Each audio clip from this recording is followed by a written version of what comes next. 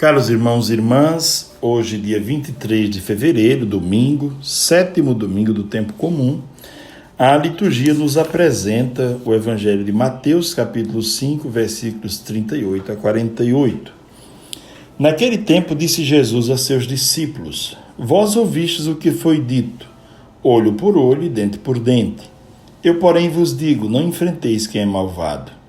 Pelo contrário, se alguém te dá um tapa na face direita, oferece-lhe também a esquerda. Se alguém quiser abrir um processo para tomar a tua túnica, dá-lhe também o manto. Se alguém te forçar a andar 1 quilômetro, caminha 2 com ele. Dá a quem te pedir e não vires as costas a quem te pede emprestado. Vós ouvistes o que foi dito, amarás o teu próximo e odiarás o teu inimigo. Eu, porém, vos digo, amai vossos inimigos e rezai por aqueles que vos perseguem. Assim, vos tornareis filhos do vosso Pai que está nos céus, porque ele faz nascer o sol sobre os maus e os bons, e faz cair a chuva sobre justos e injustos. Porque se amais somente aqueles que vos amam, que recompensa tereis? Os cobradores de impostos não fazem a mesma coisa? E se saudais somente os vossos irmãos, o que fazeis de extraordinário? Os pagãos não fazem a mesma coisa? Portanto, sede perfeitos como o vosso Pai Celeste é perfeito. Palavra da salvação. Glória a vós, Senhor. Meus irmãos e minhas irmãs, a liturgia desse final de semana nos chama à santidade e à perfeição. Primeira leitura, Deus diz: sejam santos, porque eu, o Senhor, vosso Deus, sou santo. E no Evangelho, Jesus diz: sejam perfeitos como vosso Pai Celeste é perfeito. Veja que na revelação a Moisés, o título é Senhor, Deus se apresenta como Senhor. Na boca de Jesus, Deus é Pai. Há uma grande diferença de Senhor, de patrão para Pai, não é? Mas o convite é o mesmo, para ser santo. Mas como passar de uma vida de pecado para uma vida de santidade? Deus é santo, mas Deus é Deus. Como vencer o pecado? Pois bem, vamos a algumas pistas que a palavra de Deus nos dá nesse final de semana. A nova lei oferecida por Jesus aos seus apóstolos, à igreja que está nascendo. Ser santo. Ser santo significa ser separado. Ser separado no sentido de não pensar como a multidão, não fazer como a multidão, não sentir como a multidão. Quer dizer, ser santo é ser diferente, é viver de maneira extraordinária o ordinário da vida. Isso é ser santo, não é? A Virgem Maria é chamada de a pura, a virgem, não é? Mas ser virgem, além do sentido real do corpo, tem também um sentido espiritual e moral. Ser virgem significa não se entregar aos jogos do mundo, não é? Ao jogo de poder, ao jogo da sensualidade. Isso é ser virgem, isso é ser santo, não é? Sejam santos. Pois bem, quais são os passos para esta santidade? Primeira leitura diz: não tenhas no coração ódio contra teu irmão. Um coração de alguém que está buscando a santidade não pode guardar ódio, mágoa, rancor, desejo de vingança. Isso não deve caber dentro de nós. O segundo passo é: repreende o teu próximo, porque não há santidade sem verdade. Está certo que a verdade deve ser dita com misericórdia, não é? Porque a verdade dita sem misericórdia é como uma cirurgia feita sem anestesia, né? Pode chegar a matar o paciente, né? Ou a ter problemas gravíssimos, não é? Para que não te tornes culpado do pecado do teu irmão, tu deves corrigi-lo, deves caminhar na verdade do Evangelho. Não procures vingança, nem guardes rancor contra os teus compatriotas. E amarás o teu próximo como a ti mesmo. Veja que a medida que ele oferece para o amor não é ainda uma medida exata. Amar o próximo como eu amo a mim mesmo será uma medida sempre inexata, porque se eu estiver mal com a autoestima lá embaixo. Então, o amor que eu tenho a mim mesmo é colocado em xeque, eu não estou me amando bem. Se eu estou numa depressão grande, num problema qualquer grande, e eu estou com a autoestima lá no chão, e eu devo amar o outro igual a como eu amo a mim mesmo, então essa medida não será correta. Jesus dará uma medida muito mais correta quando ele diz: amar o próximo assim como eu vos amei. Então, o amor que deve ser tomado como medida não é o amor próprio, mas é o amor como Jesus amou o próximo. Veja que bela essa reflexão que podemos tirar daqui, não é?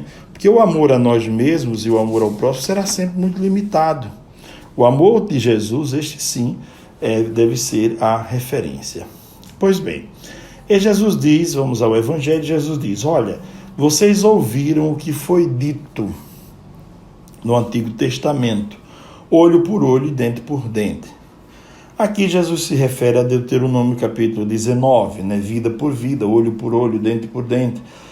Mas tem a ver também com a lei de Italião. Mas esta lei, olho por olho, dente por dente, tinha um quê de inovador para a época, porque na época a vingança era ilimitada. Você me fez um mal pequeno e eu me vingo com algo 3 ou 10 vezes pior.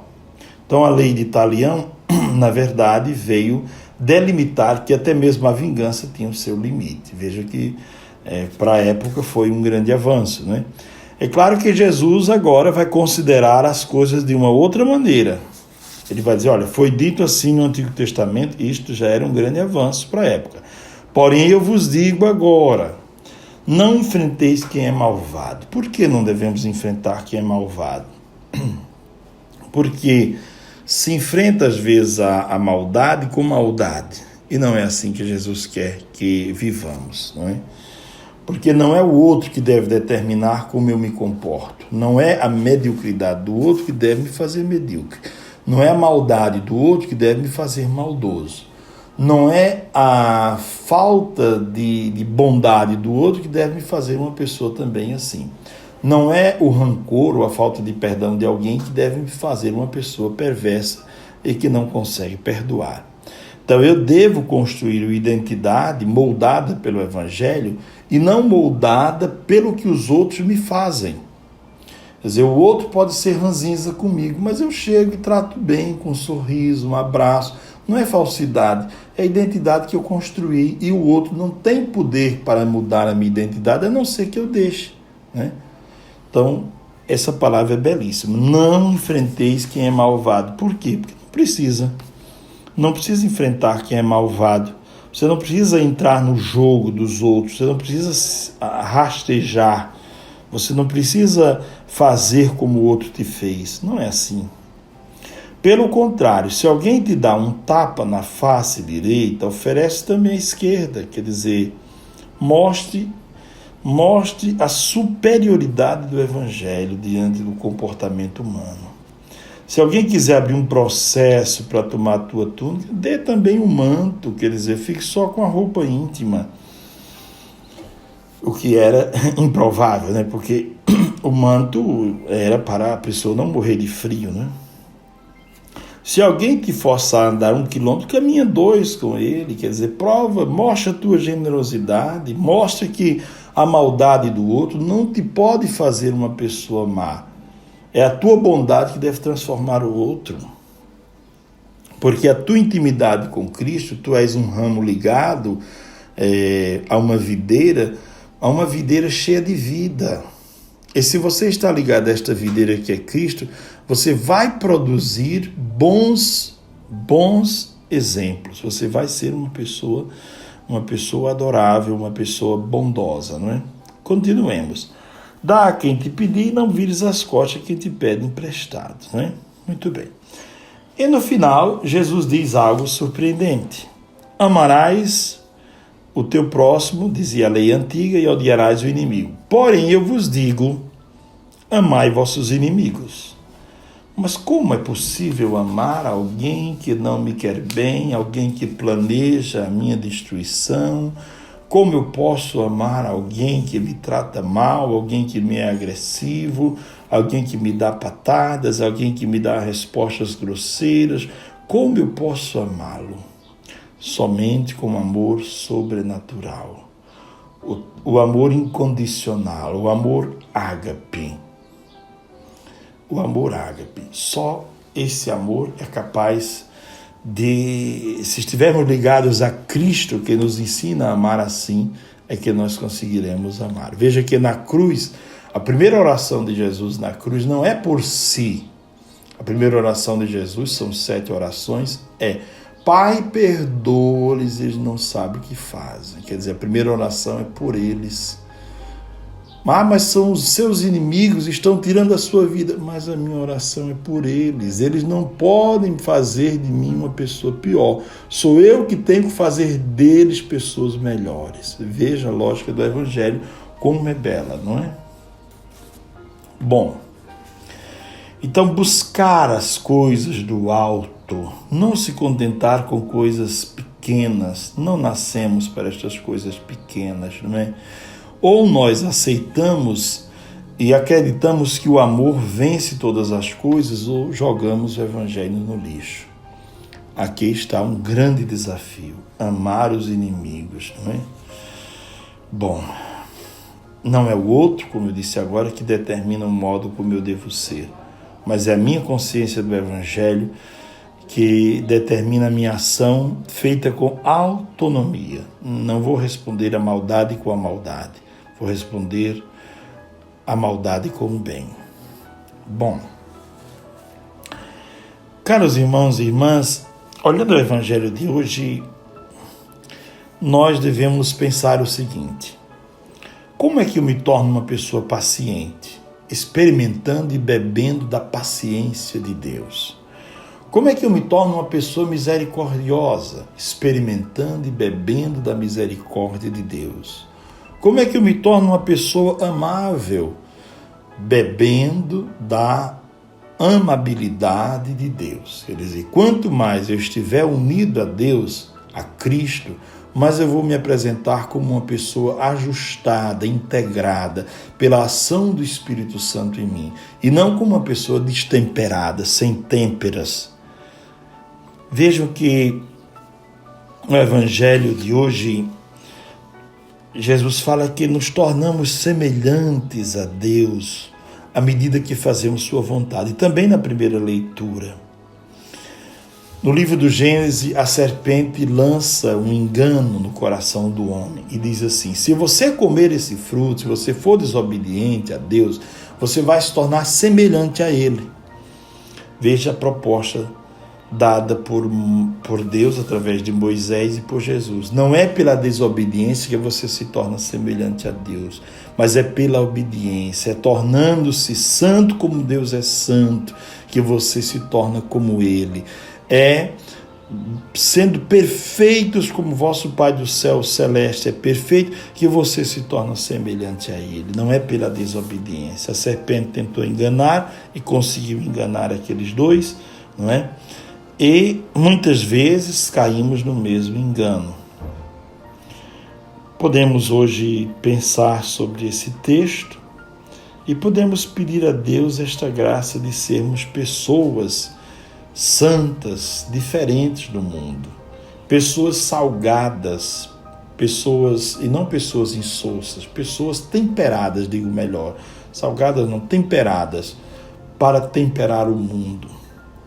Sejamos pessoas iluminadas para iluminar o mundo.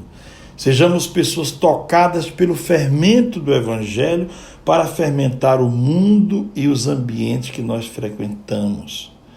Sejamos, irmãos e irmãs, a diferença que o mundo precisa. São Francisco traduziu muito bem toda essa perspectiva da santidade naquela oração, né? Quer dizer, onde houver ódio, o ambiente está tomado de ódio, pois então que eu seja a diferença ali. Só tem garrancho, só tem espinho, pois eu seja então uma flor ou uma pétala de rosa, ou eu seja então a diferença ali. O ambiente está tomado de mal-estar, não é? de mau humor, está tomado de fedentina, pois que eu seja o odor do evangelho ali. O ambiente está tomado de algazarra, de gente que leva a vida na algazarra, pois então que eu seja a pessoa íntegra naquele lugar. O ambiente está tomado de pessoas assim, pois eu seja a diferença nos ambientes que eu frequento. Isso é ser cristão, não é? Não é só colocar um texto no pescoço, um texto no braço, ou de repente fazer uma consagração, às vezes sem ter nem consciência do que é que está fazendo. Ser cristão é se portar, se colocar no mundo com esse diferencial da santidade. O santo é alguém separado, que está no mundo, mas não é do mundo. Não se deixa amarrar nem corromper pelo mundo. Bom, desejo a todos um ótimo final de semana. Poderíamos